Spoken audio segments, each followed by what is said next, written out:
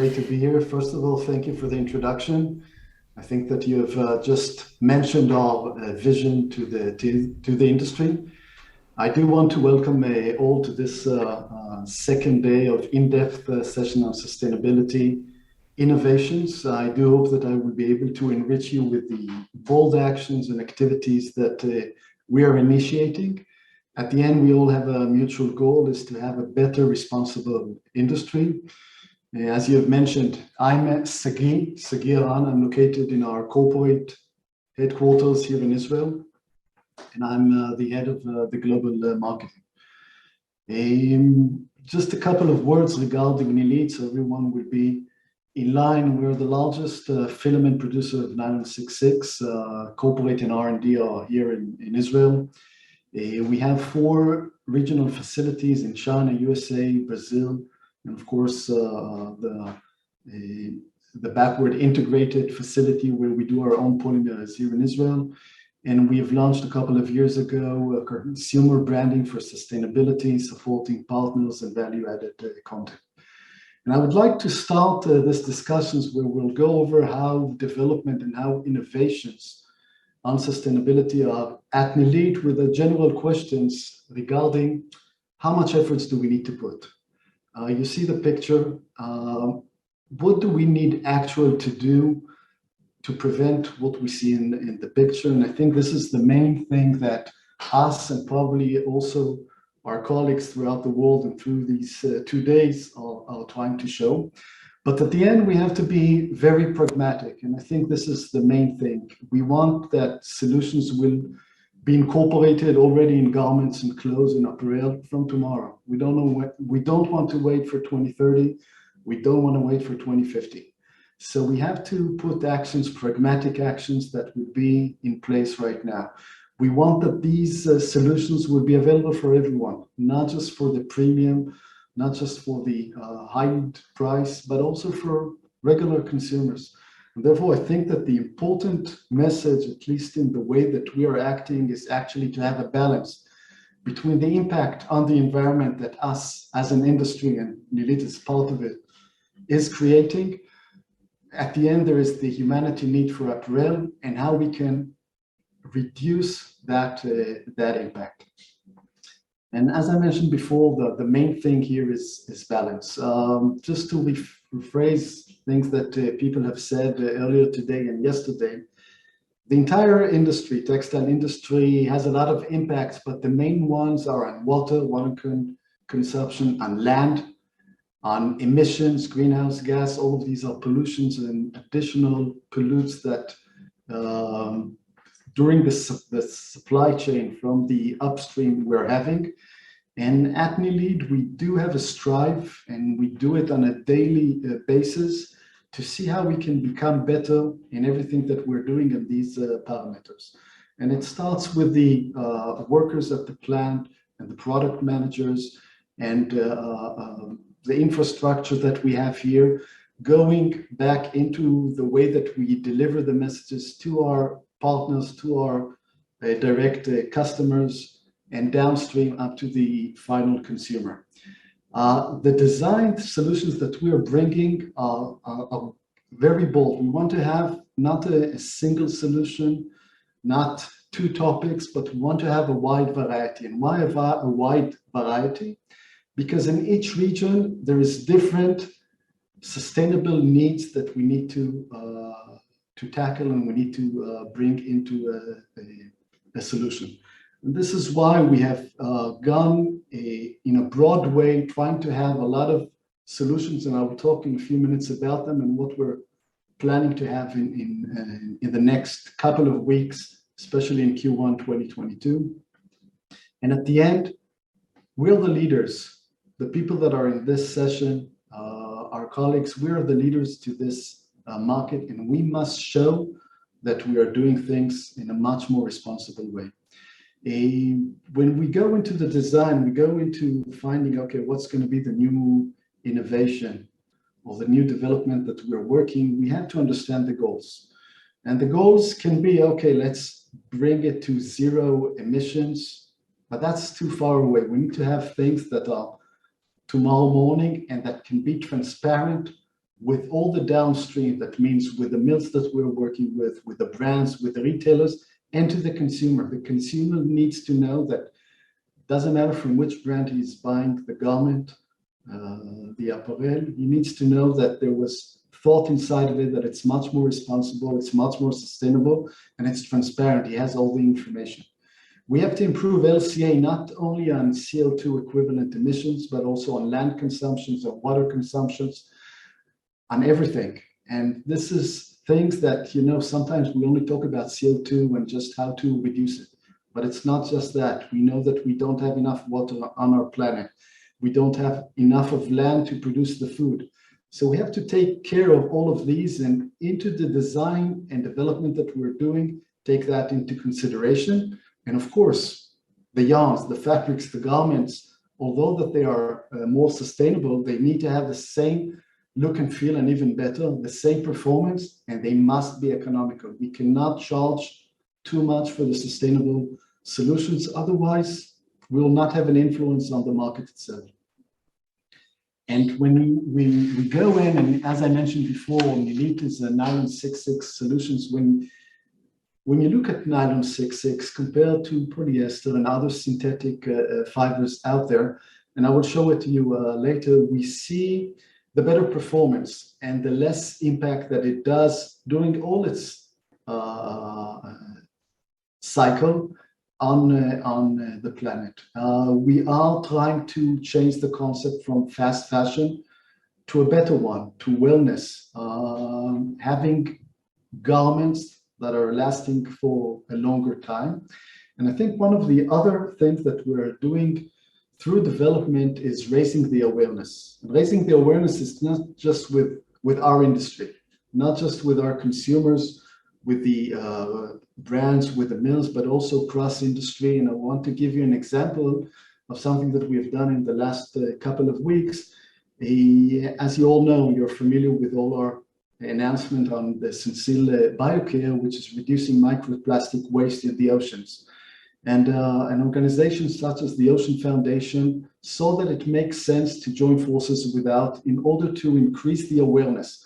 One of what the fashion industry is doing, and we are representing it, and what they're doing, and to bring this awareness to their population, to their audience, their stakeholders, their audience, in order for, at the end, the perspective on the textile industry will have a change.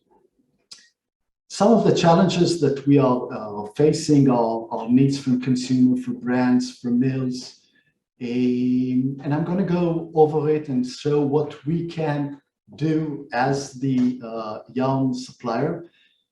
Again, we are, as I mentioned before, a yarn supplier, but we believe that we are the pivot for everything. That means we control what kind of raw material is going to be in the final garment, because we supply the yarn, and we are able to provide the stories behind it and the actions that these apparel, these performance apparel are doing through the yarn. This is why we do believe that we have to act very boldly in this arena that we're talking about.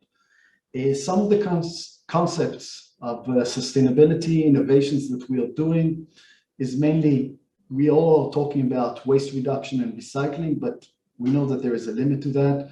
Lowering the CO2 equivalent, water preservation, non-fossil feedstocks. This is going to be the new launch that we're going to have during Q1 2022.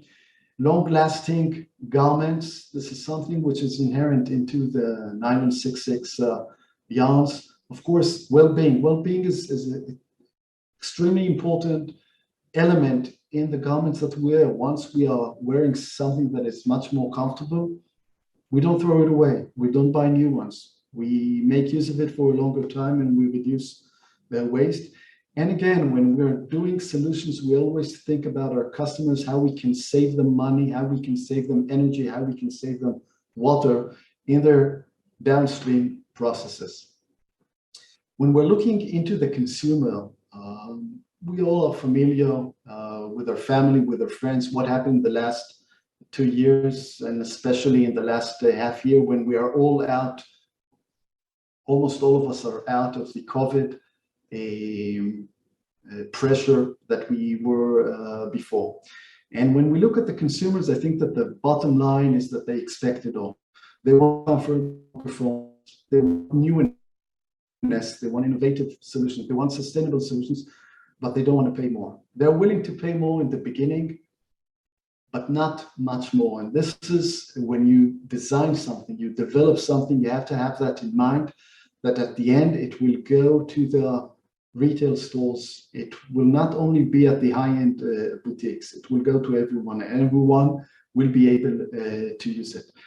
I think that another element, and we're seeing extreme high demands coming for it, is for comfort apparel, casual apparel, instead of the professional one that we were used to do in recent years. And this has grown into an extremely increased demand that we're seeing on all of our facilities globally, and also towards 2022.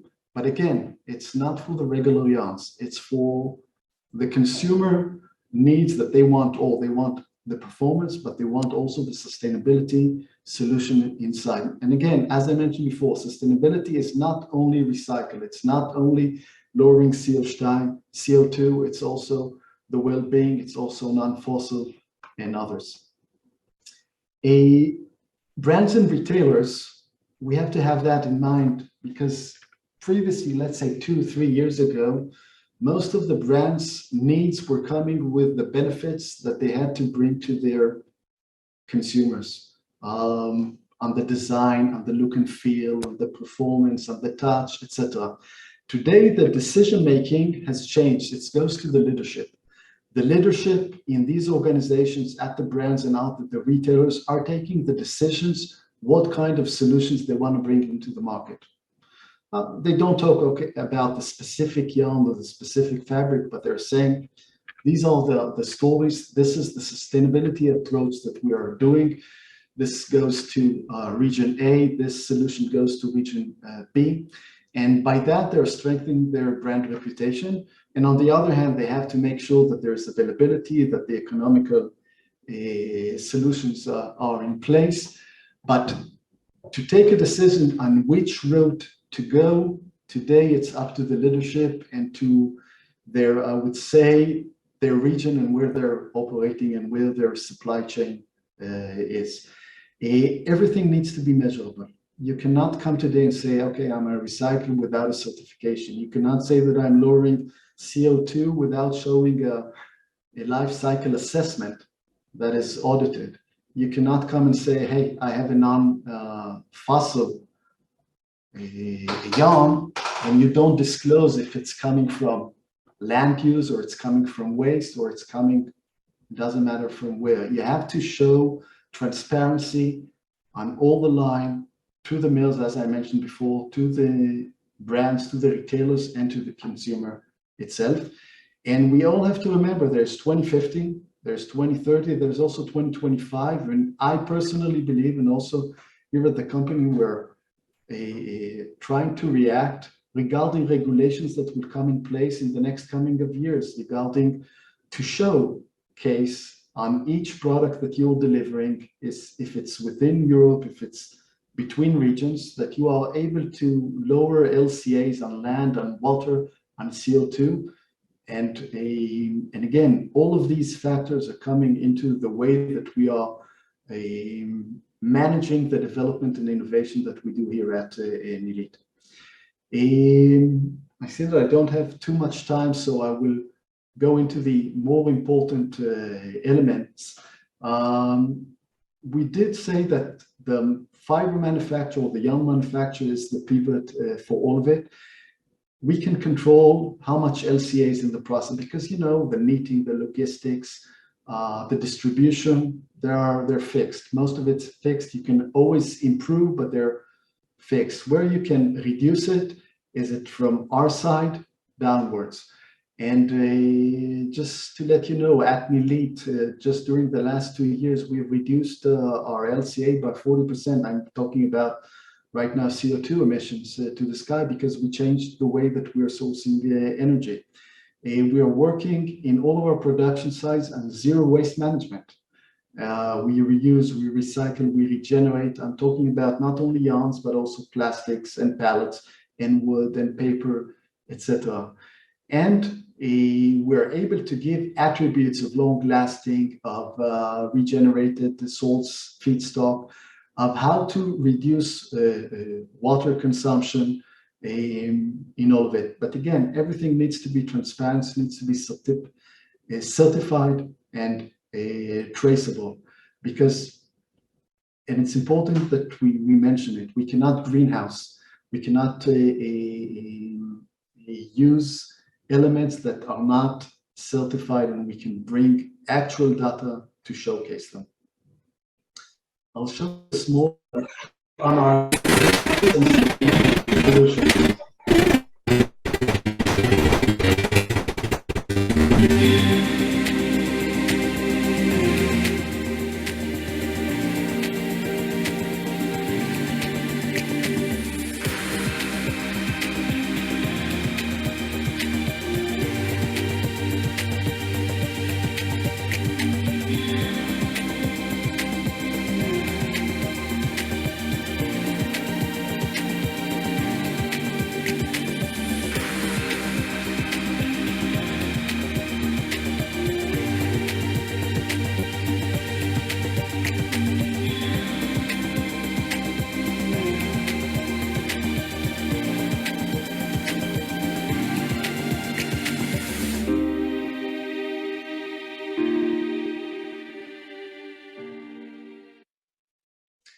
You will see now in our website, we just published a couple of months ago our sustainability report for the years 2017, 2020.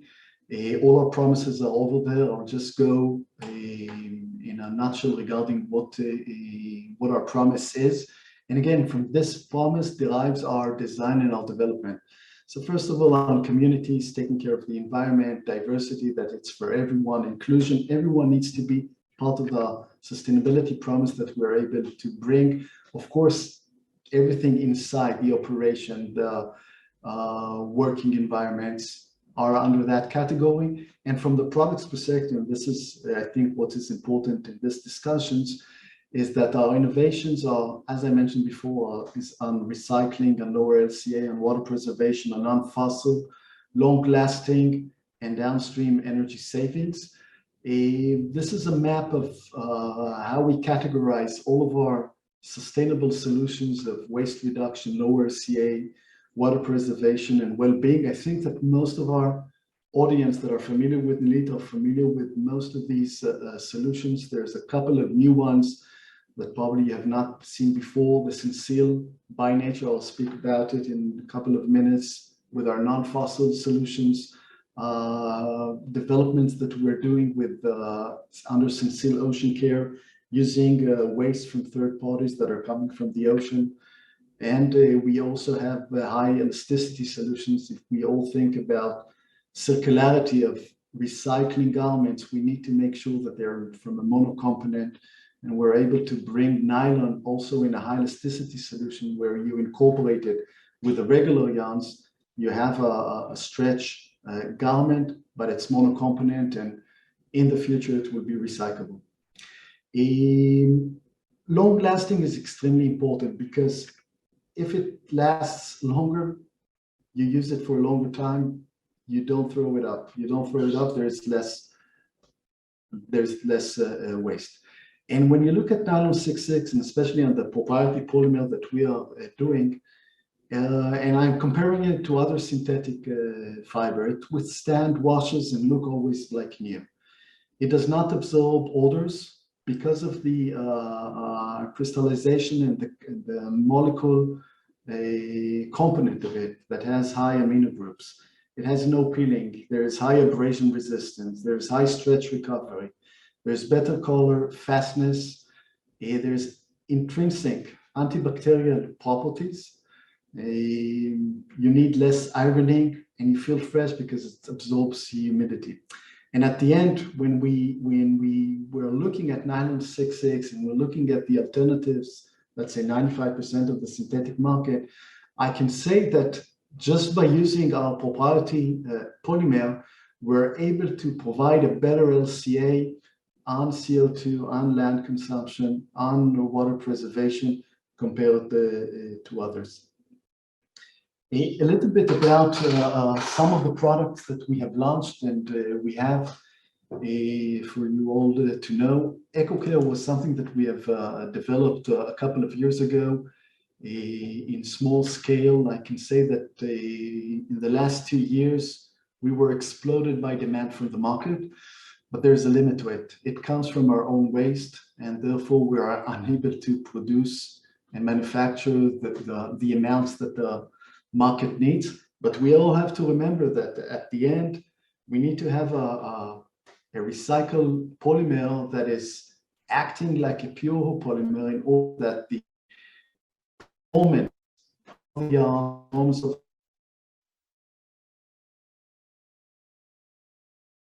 the fabrics will be the same.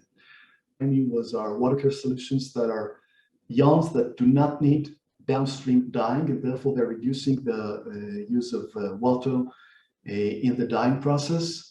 The BioCare, which are especially, we're the first ones in the world to verify that it's reducing in a marine environment microplastics. You know, biodegradable was in polyamide was already, I'd say, invented or being used, at least in the academy, about 10 years ago. But during the last couple of years, not only us, but also our colleagues have developed into these kind of elements. But we are the first one to show and to resemble that we are able to bring microplastic that are shedding and are going into the marine environment.